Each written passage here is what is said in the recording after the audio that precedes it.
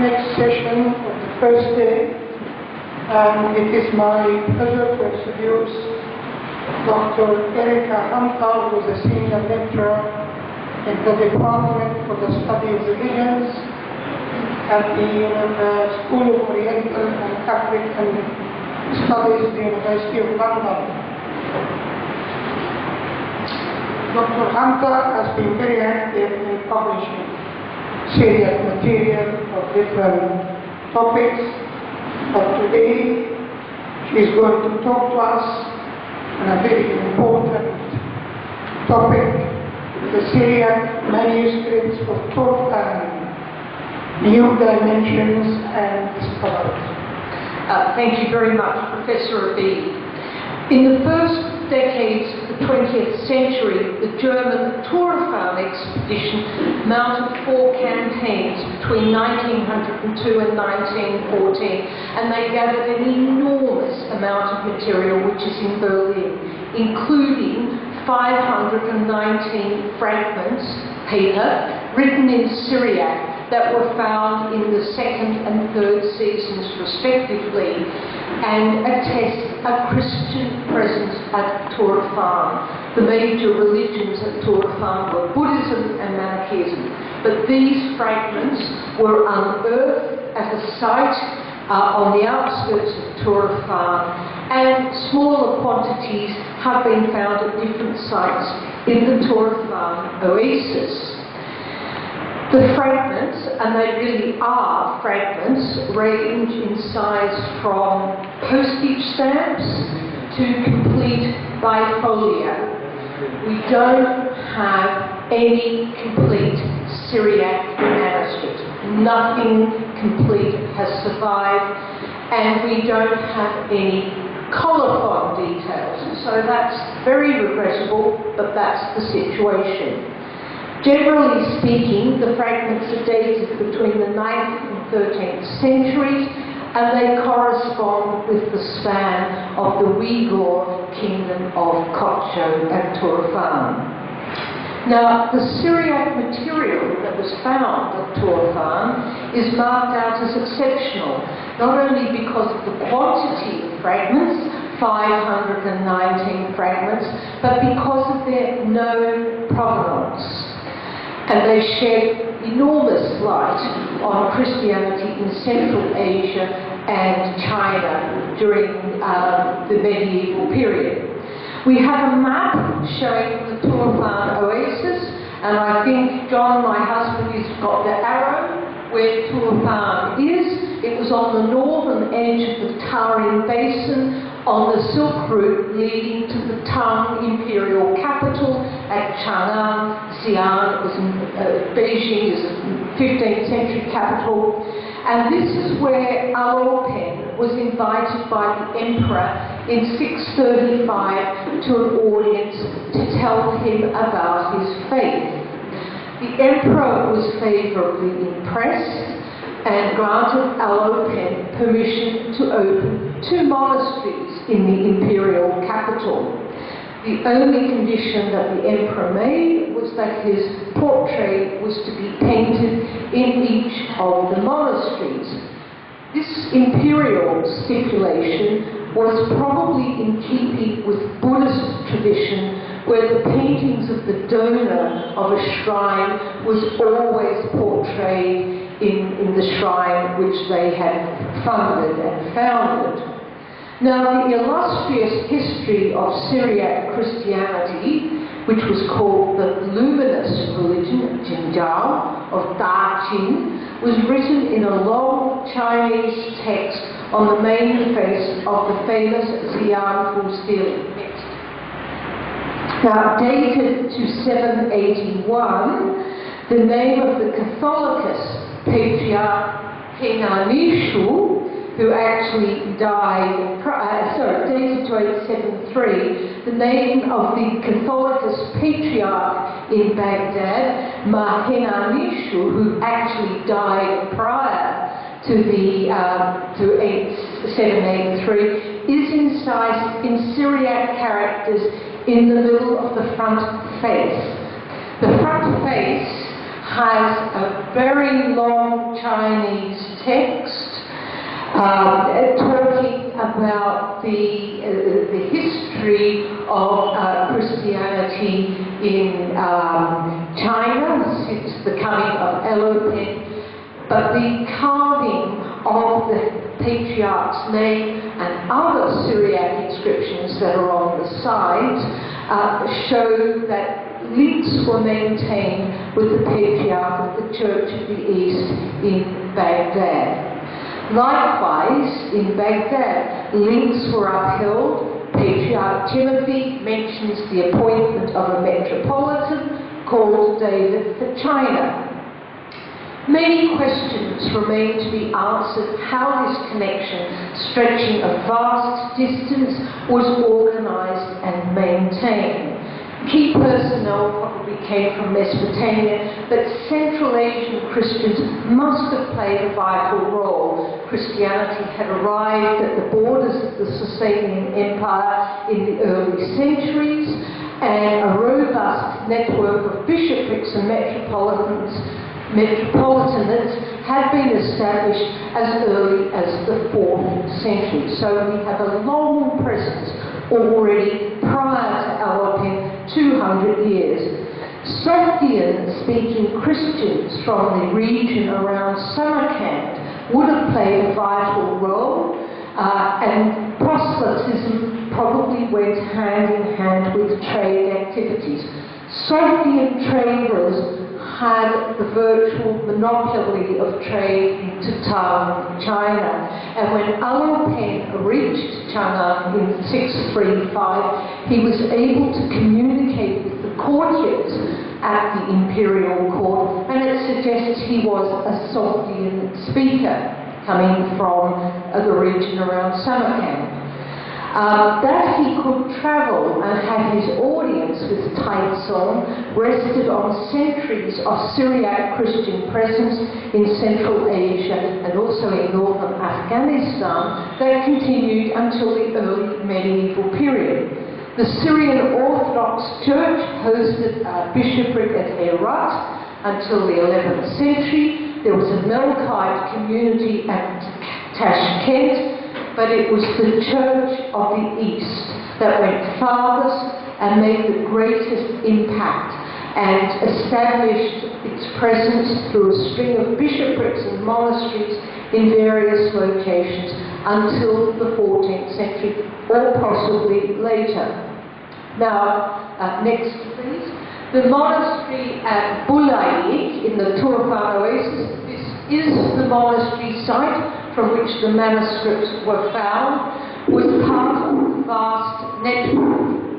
The dates of its foundation have not yet been ascertained, but it was probably one of a string of institutions that dotted the route from the Patriarch in Baghdad right through Iran, Central Asia, leading into China.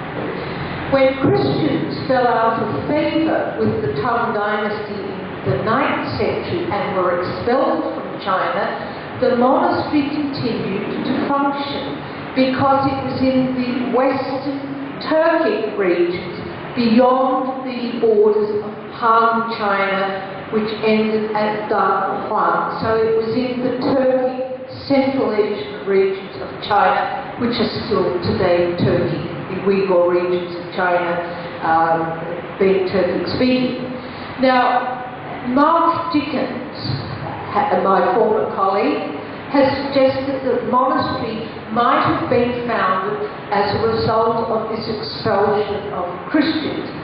It is possible, but the Syriac manuscripts do not divulge any clues. They show no trace of Chinese connection and are firmly rooted in the Mesopotamian heritage of the Church of the East. They look west, not east. If the date and reason for its foundation remain enigmatic, the monastery did function over several centuries, possibly even into the 14th century, and possibly even later. The final conversion of Buddhists at Turfan took place in the early 15th century, and it's possible that was also the last date for Christians in Torfan. We still really don't know. But perhaps archaeological excavation of the site would shed light onto these questions. I'm hoping one day the Chinese will pick up the archaeological trail. Now, whether the monastery was a major institution supporting major proselytizing as happened in other important centres, or merely served the local populations, Soldiers and Uyghur-speaking people, we just don't know. But the range of Syriac fragments that were found are a very precious and unique archive. They show the range of literature that was in usage at the monastery. The overwhelming majority of the 519 fragments pertain to the Church of the East, but there are one or two which we think are Melkite in origin because of Greek marginal comments. The Syriac fragments are basically liturgical or biblical, and a small numbers of ancillary texts, including calendrical texts and old. We had the paper this morning about the smartphone calculation of liturgical feasts. We wondered when we looked at the fragments what these tiny little fragments in boxes were, and then my colleague Mark Dickens and in conjunction with Nicholas Sims Williams and a few other scholars worked out that they were calendrical fragments to calculate the dates of Easter and other major festivals. So we have this precedent from Torfan. Very curiously, there are very few Syriac hagiographies from Torfan, only two, in contrast to a wide range of texts, Syriac and Sogdian hagiographies. The monks at Torfan were Sogdian speakers, and we also, curiously, have not found Syriac originals for the Sogdian hagiographies, which were all translated from Syriac. You can tell that by the grammar, etc. Most of the fragments are liturgical, a good 80%. No complete versions of the Hudra have survived, but the largest manuscript to survive from Torfan, next to please, is this MIK. MIK stands for Museum for Indische Kunst, Museum for Indian Art, the old name of the Museum of Asian Art, now in Berlin, where this manuscript is held. 61 paper folios, 22.3 times 13.9 centimetres, quite small, the sort of size of an A4 page. And there are 26 more dislocated fragments that belong to the same manuscript. Zachau already in 1905 edited folios 20b to 21r. We think of our sources being very speedy. He received photographs from Torfan on the 30th of August 1905. They were sent from Torfan in June, so it took 2 months to get to Europe, and he transcribed the Syriac text and provided a summation of context in the next 3 months. So a very quick production, but it was only one page or one folio. Now, on the basis of the excipit, which you can see enclosed in the box, which reads Shalom Bekitha, the Taxe, the Kanune, the Hudra, the Kulhe, Shanta, the end of the Fekitho of the rites and canons of the Hudra of the whole year.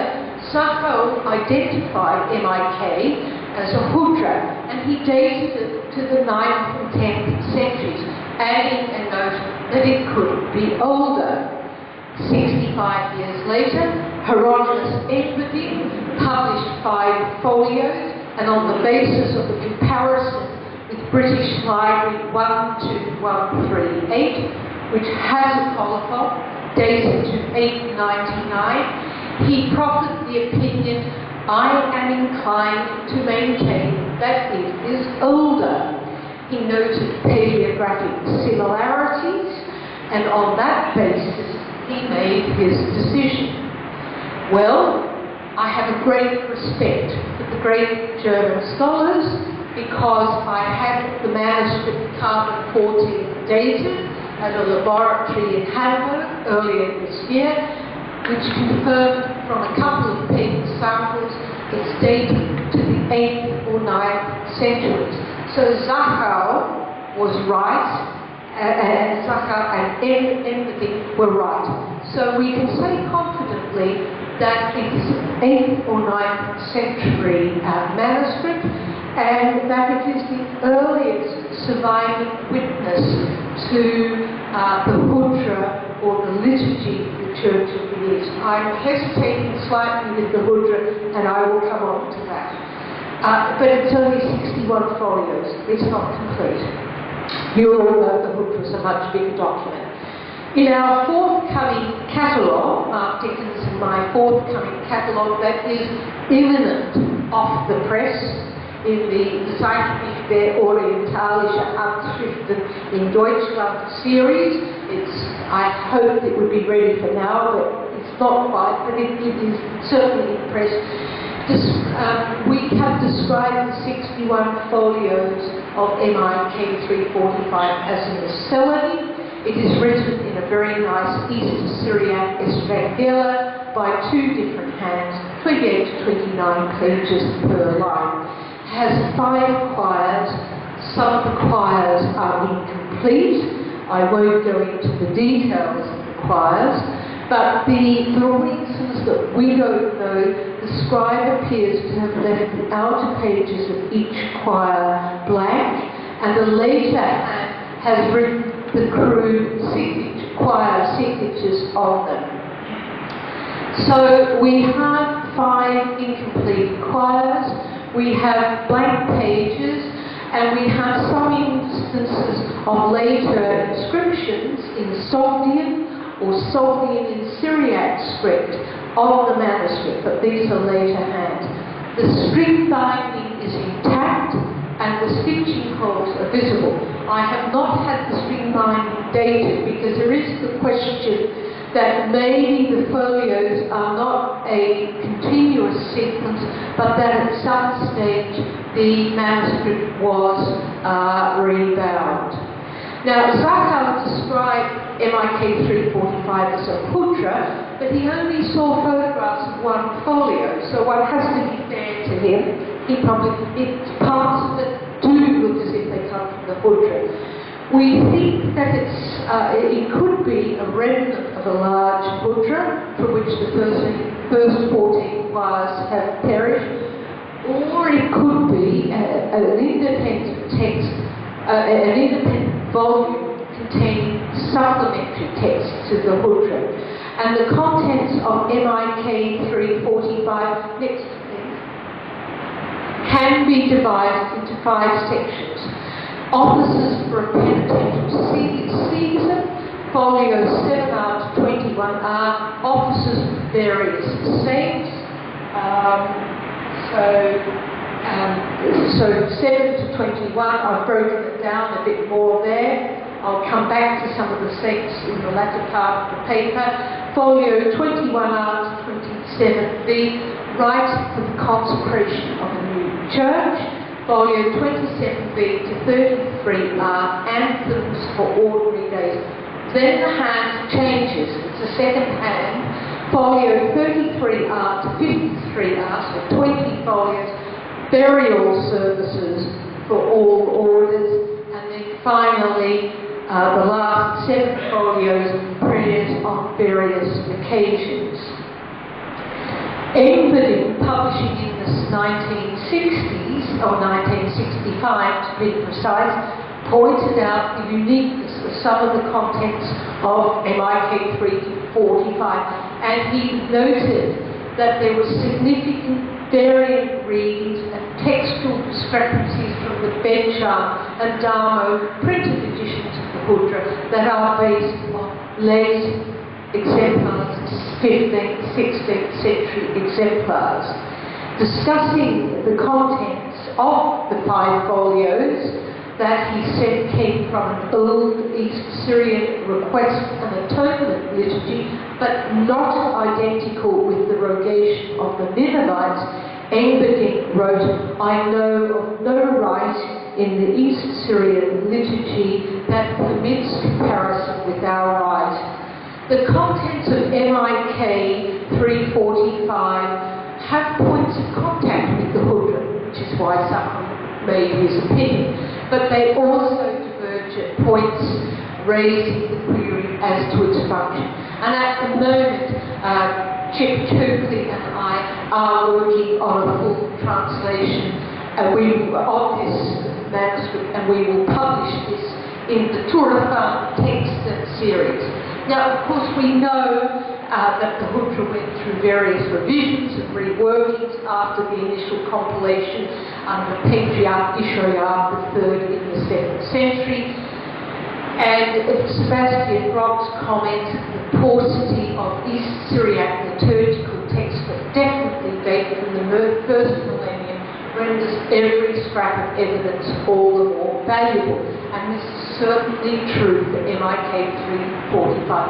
It predates various other extant Hudras, the earliest other known exemplar being from Mesopotamia, dated 11th century, formerly in the church of Mar Eshaya at Mosul. Who knows what's happened to that manuscript, but that was the closest dating extant manuscript that we have.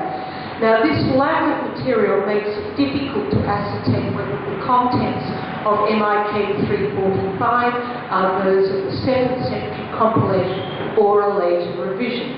But it does contain very early material, and His Grace Ma'awa, who we had hoped would be present, and I know he wanted to come here very much, is our liturgical consultant on the project, and he is constantly saying, "Oh, that's very early material," etc. So we're very grateful for his advice and input, because you have to read the Hudra in a certain way. Now, but the use of Benkiso is perhaps a pointer to early material, using a term that later on became synonymous with the Syrian Orthodox branch. Further detailed work, as I have outlined, is currently being undertaken. So it's dated to the 9th or 9th century. The question is where remains open, possibly written at Turafan, but certainly, and certainly the great intellectual heritage of the Church of the East in Mesopotamia was recalled at Turafan. We have mentions of Diodor, Theodore, Nestorius, the great Ephraim, Mar Nasai, Mar Abraham of Kashgar. So the monastery of Turafan knew the intellectual heritage of northern Mesopotamia. But it's not necessarily the case that MIK 345 was written at Turafan. It could have been possible that it was brought by missionaries from one of the great monasteries to Turafan sometime after its writing, because its size that I pointed out, 22 by 14 centimetres, is quite small for a Hudra. You would all know that the Hudra is very massive in size, and the size is compatible with the work that could be transported. But over and above a Mesopotamian origin, various clues point to the place of production being much closer to Turafan. I had a Danish expert do analysis of the plant material, the paper fibre, and on her, she will write a report for our book on the incidence of mulberry and starch granules. She thought that the paper pointed to a Central Asian origin. Well, the paper could still come to Turafan. The text is classical Syriac, the handwriting East Syriac Estrangale, but there are diacritical idiosyncrasies.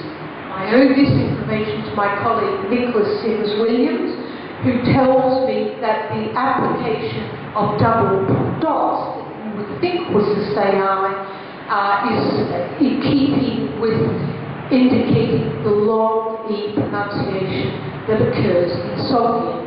This arose because we had words that were clearly in the singular with what seemed to be the Sayame, and it seemed to be very strange. But we think now that that is indicative of pronunciation rather than a Sayame. So that again points to the Central Asian, possibly Soviet location. Thirdly, the contents of the offices for various sects have a Central Asian flavour, and we talk about the commemoration of Martyr Shir. She was the sister wife of the Sasanian monarch who exiled her to Mar when she converted from Zoroastrianism to Christianity, and she's connected with Mar Bar-Shaba, the founder of Christianity at Merv, who is mentioned in the folios, as is a lady. And if anyone has any information on this enigmatic lady, I'd love to know. Marti Savam-Docht, daughter of Savan, clearly Zoroastrian, some Zoroastrian background. We just don't know any more about her. So, the paper fabric, diacritics, and nature of contents point to a place of production without Mesopotamia, outside of Mesopotamia. Yes. Various possibilities might be entertained. Mar, so important as a gateway of Christianity to Central Asia, was a renowned centre of learning. Ishidar, Merv, writing in the 10th century, being an alumnus from Merv, may have been the place of production. Samarkand was a very important metropolitan of the Church of the East within Soviet, now modern Uzbekistan and Tajikistan, and undoubtedly must have sustained monasteries and scriptoria. The Soviet hagiographies that I mentioned at Turfan, all translated from Syriac, might have come from such a scriptorium, because we don't have the originals, Syriac originals at Turfan. Borg, now in northern Afghanistan, hosted a Church of the East community. They arrived as emigres with the exiled Sasanian court and established a considerable presence. The donor of the Siam, Seeri, named his father as coming from Borg in Tocharistan, so that there will have been copying activities happening in Borg. The cataloguing of the Syriac fragments Turfan is very important. It will release what we think is the easternmost extra library of any medieval Christian community. And amongst the many exciting discoveries, MIK 345 surely is the most exciting. It lacks a colophon, but it's the most complete document. It is the earliest exemplar of the Hudra, and it presents new dimensions in that its contents exhibit many variants from later Hudras and incorporates very early material. Its folios 33 to 53R comprise the eldest and most complete East Syrian service book for the burial of the dead, encompassing all orders, priests, deacons, sons of the covenant. It uses the word benign kiyama, indicating those who have taken monastic vows. MIK 345 supplies tantalizing evidence for the production of manuscripts in the vanished world of Syriac Christianity in Central Asia, which was probably for a millennium one of the greatest bastions of the Church of the East, which engaged in a very active outreach program to the ethnically diverse populations that it encountered. The Psalter was translated into Somali, Uyghur, New Persian and Pahlavi, but Syriac was always retained as the liturgical trajectory to uphold the Mesopotamian heritage. As my colleague Nicholas Williams has said, summing up the importance of Syriac at Turfan, it was always maintained as the primary language of the liturgy, the languages of the local people being admitted into liturgical people use only particular parts of the service, such as hymns, psalms, and Bible readings. When Allan Penn reached the Tunnan Court at Chang'an in 635, when he had his audience with Emperor Taizong, we wonder what Syriac works he included in the selection that he must have presented for imperial scrutiny. We regrettably don't know. The Chinese don't give us any light onto this, but we can surmise that some of these may have been written in the scriptoria of various monasteries in Central Asia, as was MIK 345, which we have now unearthed at Turfan. Thank you.